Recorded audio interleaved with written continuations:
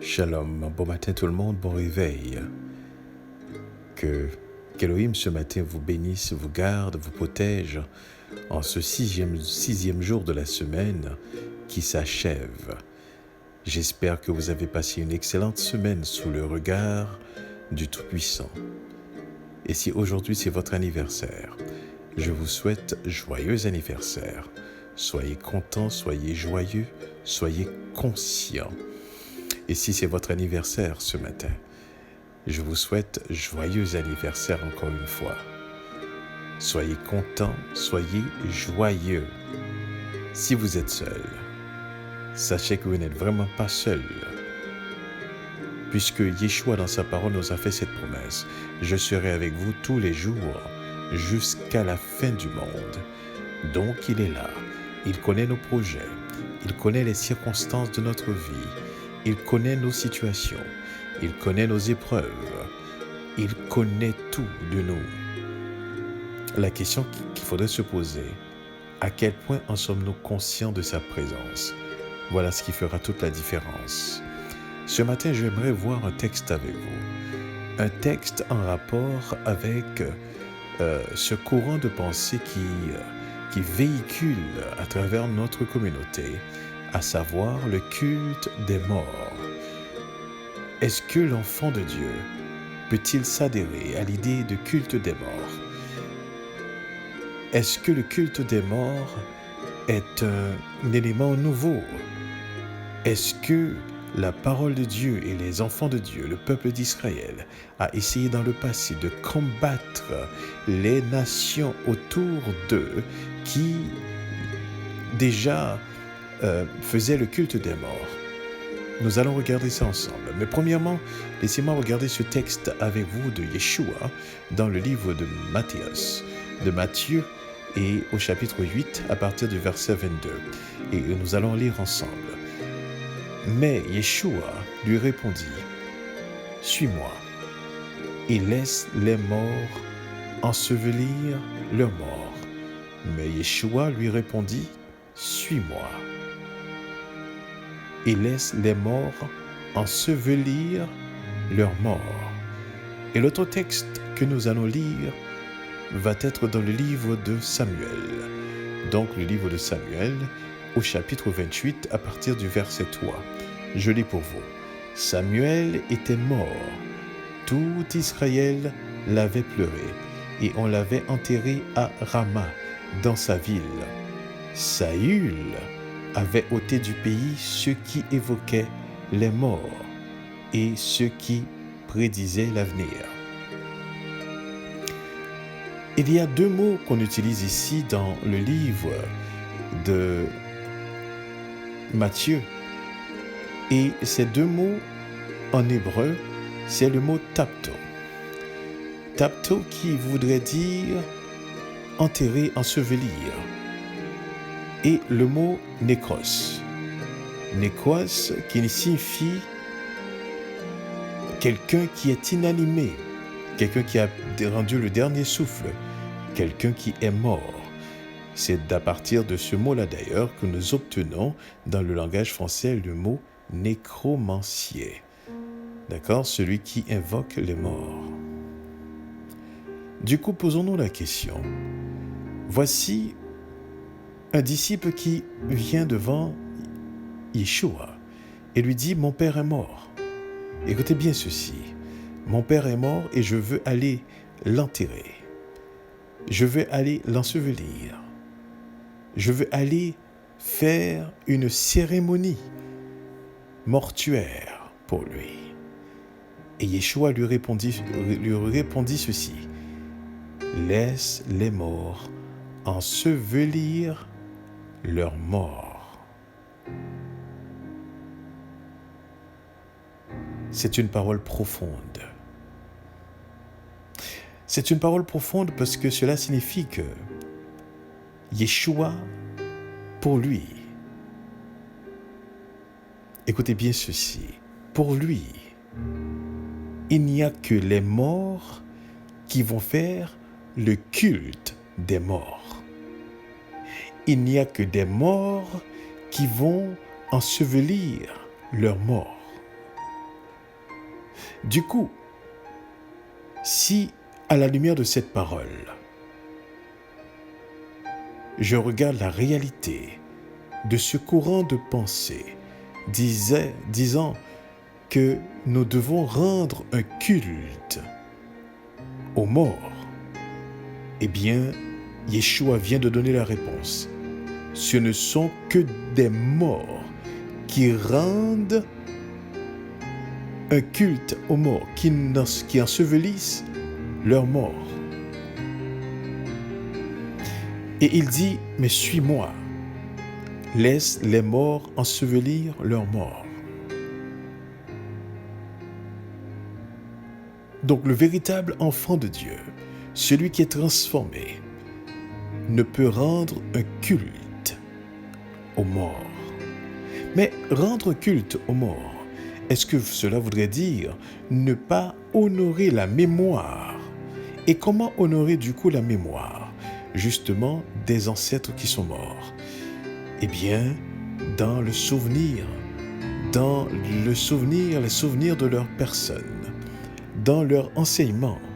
Mais par conséquent, comme le culte mortuaire, le culte des morts l'exige, aller nettoyer la tombe, aller parler justement aux esprits. D'ailleurs, le fait d'aller dans cette localité et de vouloir parler aux esprits déjà démontre quelque part que nous croyons que les esprits des morts demeurent à l'endroit où est-ce qu'ils sont enterrés.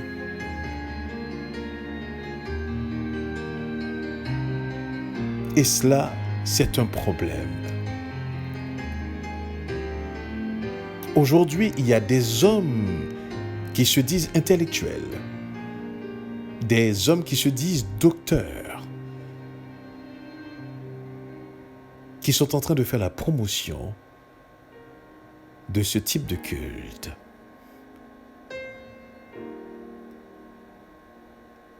Il y a une chose que vous devriez comprendre. Lorsqu'une personne décède, cette personne n'a plus d'interaction avec les vivants.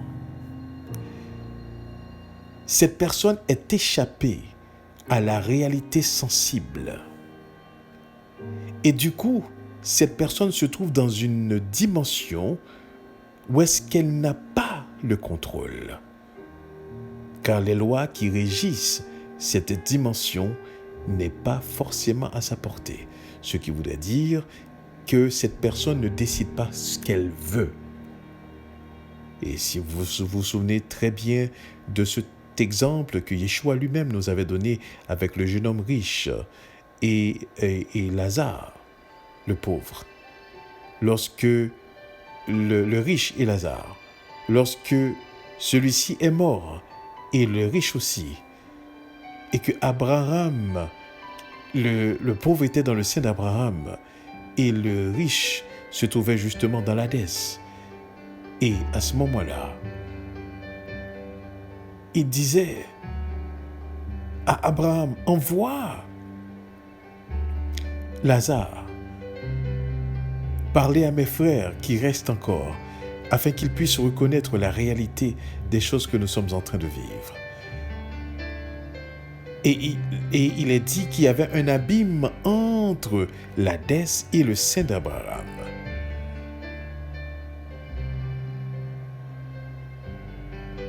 Et le texte fait comprendre que ce n'était pas possible d'envoyer quelqu'un parce que les frères de ce riche avaient les prophètes et l'écriture. Comprenez bien que lorsque quelqu'un décède, cette personne n'est plus dans ce monde sensible. Cette personne son esprit se trouve dans une autre dimension. Et je vais vous expliquer quelque chose d'extrêmement important, à laquelle vous devriez prêter attention. La raison pour laquelle que Elohim avait interdit le culte des morts et interdisait Israël de consulter les morts, c'est une raison très simple. Parce qu'il existe des entités des esprits qui se trouvent dans les lieux célestes, dans l'air, qui se font passer pour qui se font passer pour des divinités. Et ces esprits sont décevants. Et c'est ces esprits qui incitent les hommes à rendre un culte aux ancêtres. Mais en réalité, le culte n'est pas rendu aux ancêtres, mais le culte est rendu à ces esprits, ces entités qui déçoivent.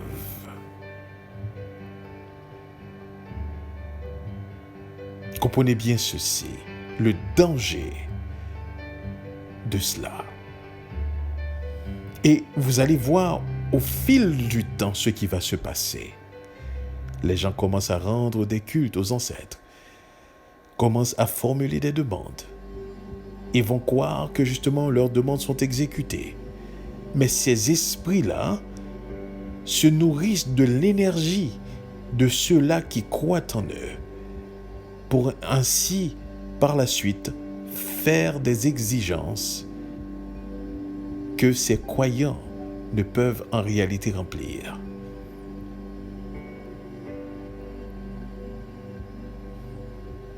Il est important ce matin que nous comprenions cette parole de Yeshua. Laissez les morts ensevelir leurs morts. Il n'y a que des personnes qui sont mortes qui vont rendre un culte aux morts.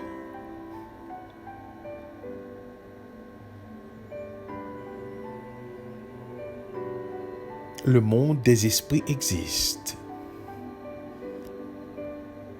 Le monde des esprits existe. Et ces esprits qui sont impurs proviennent de la destruction des Néphilim.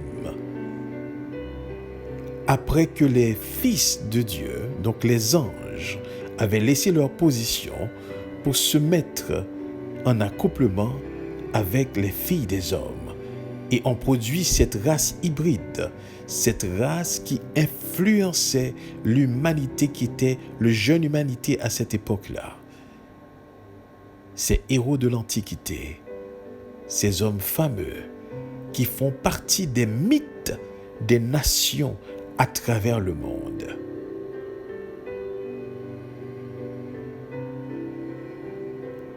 Ces esprits sont le mélange de l'humain et des anges. Ils sont impurs parce qu'ils sont mélangés. Et du coup, ne peuvent pas effectivement être totalement anges, comme aussi ne peuvent être totalement humains. Et ces esprits, depuis lors, errent sur la terre, cherchant toujours qui possédait. Ce sont ces esprits qui se sont fait passer pour des divinités. Comprenez bien ceci. Voilà pourquoi, sachant cette vérité, Elohim a interdit à Israël de rendre un culte ou d'appeler des devins, d'appeler des médiums pour invoquer les morts.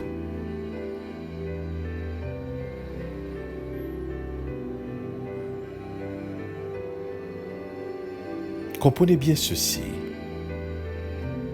Le danger, c'est de ne pas comprendre que ces entités existent. D'ailleurs, lorsqu'on parle de culte des morts des ancêtres, on écarte automatiquement l'existence de ces entités-là.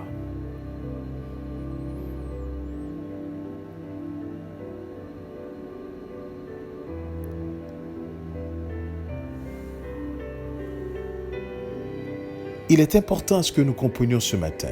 Les enfants de Dieu ne rendent pas de culte aux morts. On ne le fait pas d'aucune manière. Lorsque Saül a fait retirer ceux qui évoquaient les morts et ceux qui prédisaient l'avenir, et que les Philistins se rassemblèrent et vinrent camper à Sunem, Saül, lui, rassembla tout Israël et ils campèrent à Gilboa. On le trouve dans le livre de Samuel, toujours au chapitre 28, dans les versets 4, 5, 6, 7, 8. À la vue du camp des Philistins, Saül, lui, fut saisi de crainte et un violent tremblement s'empara de son cœur. Alors Saül consulta l'Éternel. Écoutez bien ceci. Saül consulta l'Éternel et l'Éternel ne lui répondit point, ni par des songes, ni par l'Urim, ni par les prophètes. Alors ce que Saül fit, il a demandé à un de ses serviteurs. Il a demandé à ses serviteurs, cherchez-moi une femme qui évoque les morts, et j'irai la consulter. Et ses serviteurs lui dirent, mais voici, à Endor, il y a une femme qui évoque les morts. Alors Saül se déguisa et prit d'autres vêtements, et il partit avec 2 hommes, et ils arrivèrent de nuit chez cette femme. Et Saül lui a demandé effectivement de consulter un mort. Et lequel mort qu'il a demandé de consulter? C'était Samuel qui venait de mourir. Mais écoutez bien ceci. La femme lui a répondu, ne reconnaissant pas Saül. La femme lui a répondu,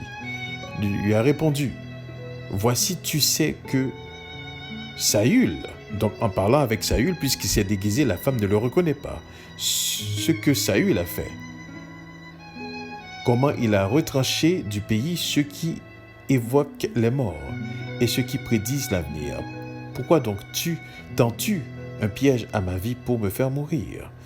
Et Saül lui jura par l'Éternel, en disant, l'Éternel est vivant, il ne t'arrivera point de mal pour cela. Et la femme dit, mais qui veux-tu que je te fasse monter? La première des choses que j'aimerais attirer votre attention, la femme dit, qui veux-tu que je te fasse monter? Et il répondit, fais-moi monter Samuel. Lorsque la femme vit Samuel, écoutez bien ceci, elle poussa un grand cri et elle dit à Saül, pourquoi m'as-tu trompé? Tu es Saül. Le roi lui dit, ne crains rien. Mais que vois-tu? La femme dit à Saül, écoutez bien ceci, je vois un Dieu qui monte de la terre. Et il lui dit, quelle figure a-t-il? Et elle répondit, c'est un vieillard qui monte et il est enveloppé d'un manteau. Saül comprit que c'était Samuel et il s'inclina le visage contre terre et se prosterna. J'aimerais que vous puissiez comprendre quelque chose dans ce passage, parce que le texte va continuer pour dire, Samuel dit à Saül, pourquoi m'as-tu troublé en me faisant monter?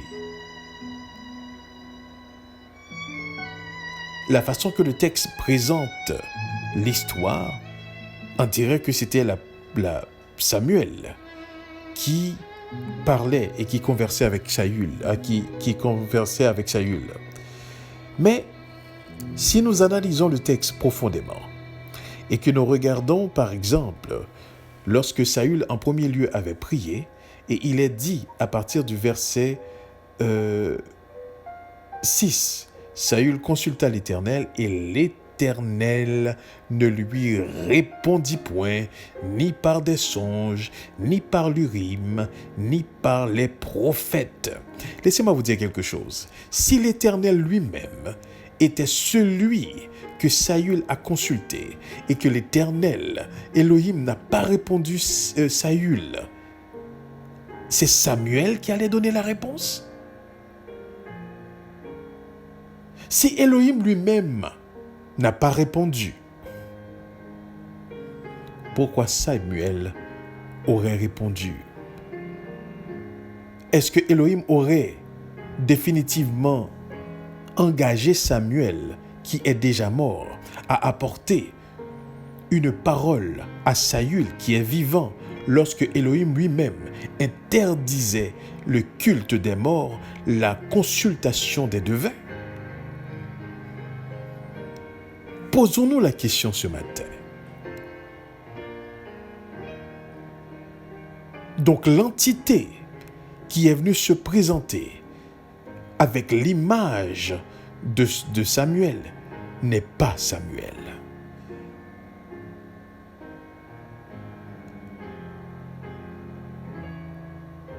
Et de préférence, la dame dit, elle voit un Dieu monter de la terre.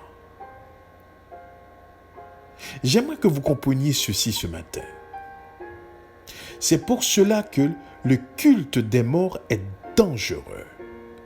Dangereux pourquoi? Dangereux parce que, en réalité, les morts, nos ancêtres qui sont morts, n'ont absolument aucun rapport avec les vivants.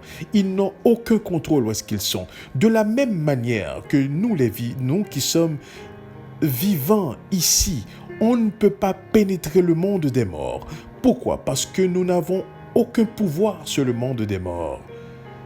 De la même manière que le monde des morts n'a aucun pouvoir aussi dans notre monde sensible. Une fois que nous sommes décédés, nous faisons partie d'une autre dimension qui est régie par une autre loi.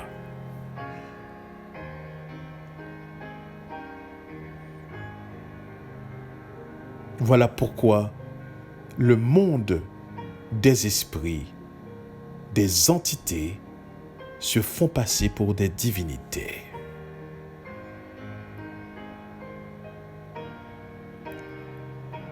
Il est impossible que l'Éternel ne s'était pas laissé consulter par Saül et que c'est Samuel qui est mort maintenant qui viendrait lui donner une réponse quelconque, peu importe ce qu'est la réponse. Il n'y a pas de logique possible dans cette façon de voir.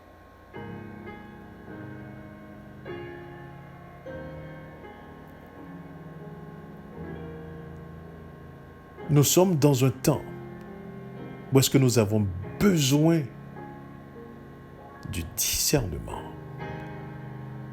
Nous avons besoin de l'esprit de vérité. Heureusement qui nous conduit dans toute la vérité, qui nous parle de Yeshua et nous annonce les choses à venir. Et laissez-moi vous dire, les gens qui empruntent ce chemin de mort, qui évoquent les morts, vont s'égarer de plus en plus. Car plus on évoque les morts, plus on évoque les esprits, ces entités qui vont se passer pour des ancêtres et qui se nourrissent de l'énergie de ces croyants et les illusionnent jusqu'à les perdre totalement. Yeshua dit, laissez les morts ensevelir leurs morts, voulant dire qu'il n'y a que les morts qui rendent un culte aux morts. Des morts qui rendent un culte aux morts. Que nous puissions comprendre ça ce matin et que nous puissions être en alerte. Donc c'est faux, c'est pas vrai que nous devons rendre un culte à nos ancêtres. Moi je vous le dis, c'est faux, ce n'est pas vrai. Ce ne sont pas nos ancêtres auxquels nous rendons un culte, mais ce sont des entités spirituelles, des entités dangereuses, des entités trompeuses, des entités illusoires qui ne fait que nous éloigner dans leur quête de gloire. dans leur quête d'être divin. Faisons attention. Que le Seigneur nous bénisse et nous restons conscients de sa présence. Qu'il en soit ainsi et bonne fin de semaine.